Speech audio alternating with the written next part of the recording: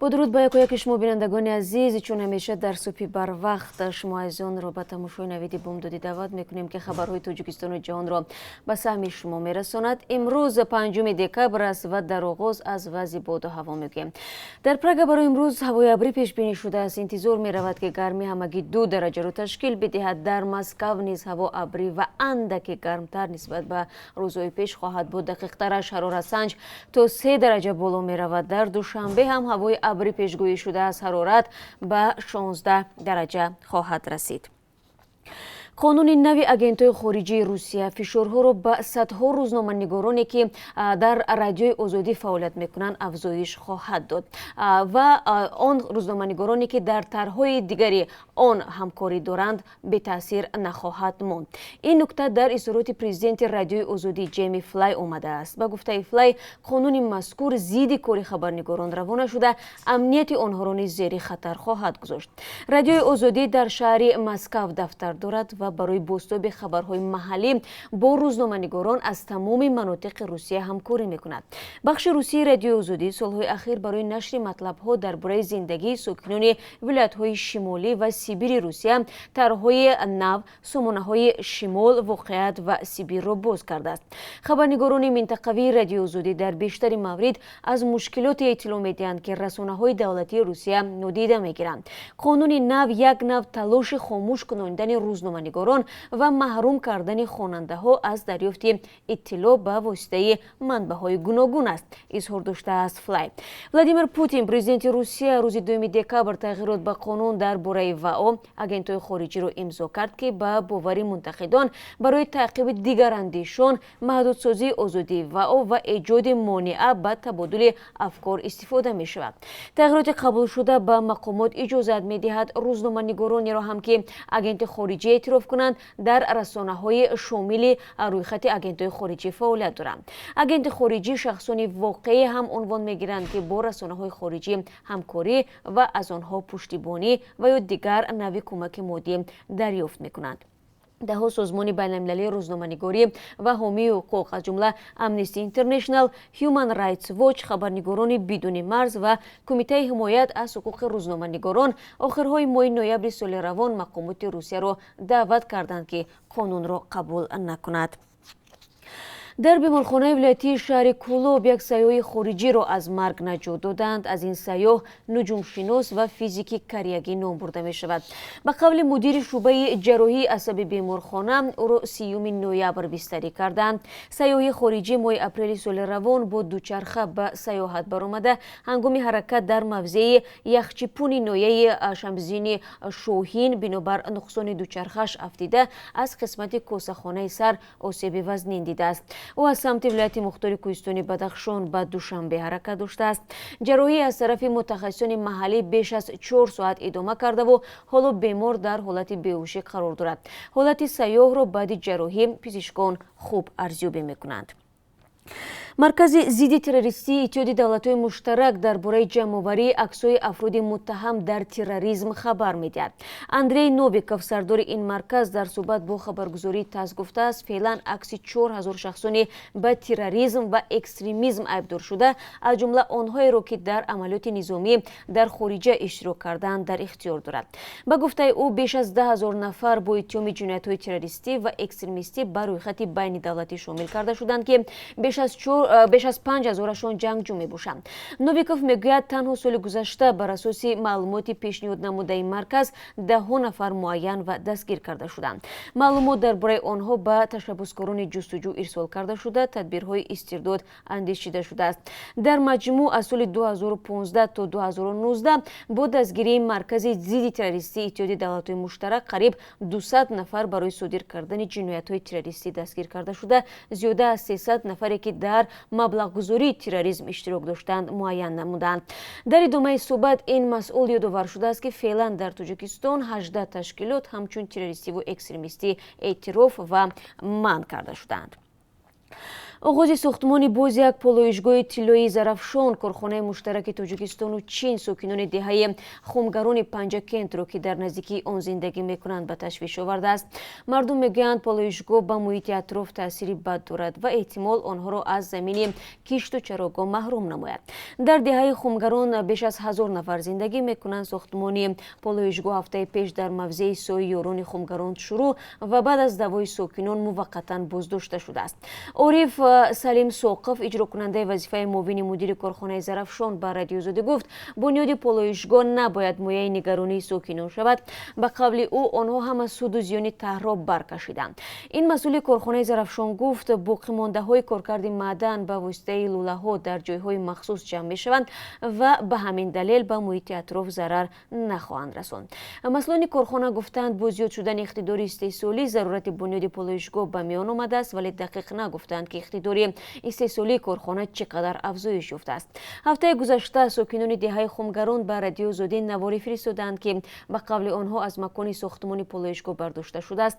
Дар ин навор мошинҳои бузург намоён аст ва давои лавзии чанд зан бо сохтмончиҳо низ мушоҳида мешавад, ки зидди бунёди полоишгоҳ ҳарф мезананд ва назди онҳо омадани сардори сохтмонро талаб мекунанд. Намояндагони ҳукумати шаҳри Панҷакент ҳамроҳ бо раҳбарияти корхонаи зарафшон бо сокинони маҳаллӣ мулоқот карданд, аммо таври сокинон гуфтанд, дар ин дидор низ масъалаи сохтмони полоишгоҳ ҳалли ниҳоии худро наёфтааст. Бунёди як полоишгоҳи нав дар ин деҳа дар ҳоле сурат мегирад, ки коршиносони умури экологӣ борҳо аз таъсири бади наздик будани ҳар гуна партовгоҳу полоишгоҳҳои корхонаҳои саноатӣ ба маҳалли зисти сокинон ҳушдор доданд. Ба қавли таҳлилгарон, корхонаҳо қабл аз манфиатҳои иқтисодӣ бояд андешаи саломатии сокинонро низ кунанд. Бархе аз онҳо мегӯянд, мақомоти Тоҷикистон дар баробари корхонаҳои чин, ки аз сармоягузорони асосии Тоҷикистон ба ҳисоб меравад, дар масоили ҳифзи муҳити зист сахтгирии заруриро надоранд. мақомоти олмон дар ҷараёни таҳқиқи куштори як чечен дар Берлин ду дипломати русро аз қаламрави ин кишвар берун карданд. Зелимхон Хангушвили 40 сола шаҳрвандии Гурҷистонро дошт. Мақомоти олмон мегӯянд, Русия метавонад дар ин қазия дахил бошад. Вазорати корҳои хориҷии олмон бо пахши изҳороти рӯзи 4 декабр гуфт, ду корманди сафорати Русия дар Берлин бар асоси моддаи 9 эъломияи равобити дипломатии Вена мамнуълвурӯ шуданд. Зелимхон Хангушвили, ки дар гузашта аз тарафи ҷудоиталабон дар Чеченистони Русия ҷангидааст, рӯзи 23 августи имсол дар боғи Клейнер Тиргарден бо 2 зарби тир кушта шуд. марди русро, ки дар анҷоми ин кор гумонбар дониста мешуд, ба зудӣ пайдо ва дастгир карданд. матбуоти байналмилалӣ ва олмон дар оғози ҳафтаи ҷорӣ гузориш доданд, ки дӯститонҳо баъди ба даст омадани шаҳодати ин, ки як оҷонсии хориҷии истихборотӣ дар пушти куштор будааст, аз пай қазия шуданд. Вазорати умури хориҷии Русия дар вокуниши фаврӣ ба ин хабар гуфт, ихроҷи дипломатҳо беасос ва ғайридӯстона аст. Дар изҳороти Москав гуфт, акнун бояд иқдоми ҷавобӣ бигирад. рӯзи 4 декабр фиристодаи хоси амрико дар умури Афғонистон Залмай Халилзод ғайримунтазира ба Кобул сафар кард. Дар Кобул ӯ бо президенти Афғонистон Ашраф Ғани ва дигар мансабдорони баландпояи афғон эҳтимоли аз саргирии музокироти сулҳ бо Толибонро баррасӣ кард. Баъдан ӯ ба Давҳа, пойтахти Қатар сафар кард, то бо толибони афғон машварат оғоз кунад. моҳи сентябр баъди авҷи хушунат ва куштори 12 нафар дар шаҳри Кобул аз ҷумла як низомии амрикоӣ, Доналд Трамп, президенти амрико, гуфтушунид бо Толибонро қатъ намуда буд.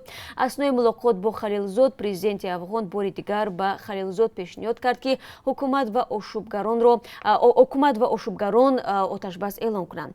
Як намояндаи расмии Толибон, ки нахост номаш ошкор шавад, ба хабарнигорон гуфт, ин ҷунбиши исломӣ бо амрикоиҳо мулоқоти ғайрирасмӣ доир намудааст. Ӯ нагуфт, ки мулоқот дар куҷо ва кай баргузор шуд.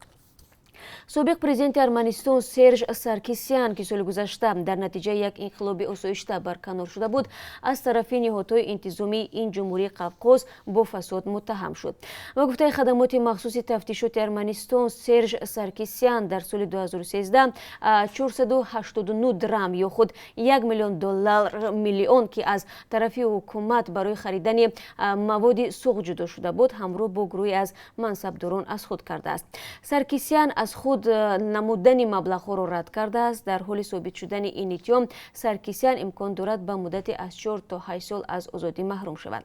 سابق وزیر امور داخلی ترکمنستان اسکندر مولیکوف که در ماه اکتبر برکنار شده است با سوء استفاده از فساد متهم شد.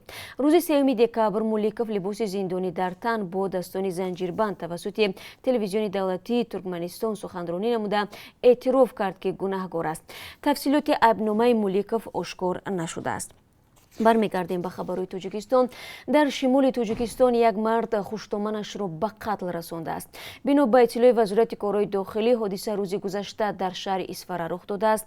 مرد 23 ساله که ساکن جماعت دهاتی شهرک است اختیاری به مقامات انتظامی آمده در این جنایت اقرار و خود را تسلیم کرده است. گفته می شود او به هنگام مناقشه با خوشتامنش که 42 ساله بوده است با کارد 6 مرتبه به اعضای بدن او و 4 مرتبه به بدن همسری 23 سالش میزند.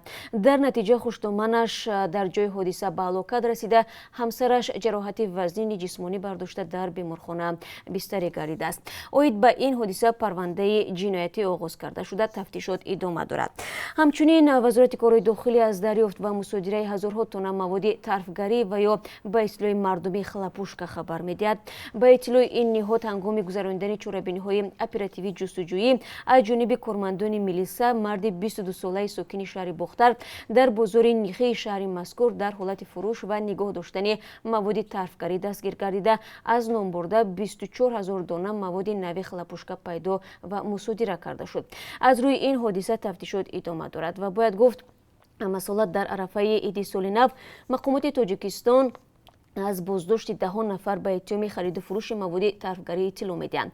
در تاجیکستان شروع از سال 2008 فروش، خرید و وارد کردن مواد طرفگری به قلمرو کشور ممنوع شده است.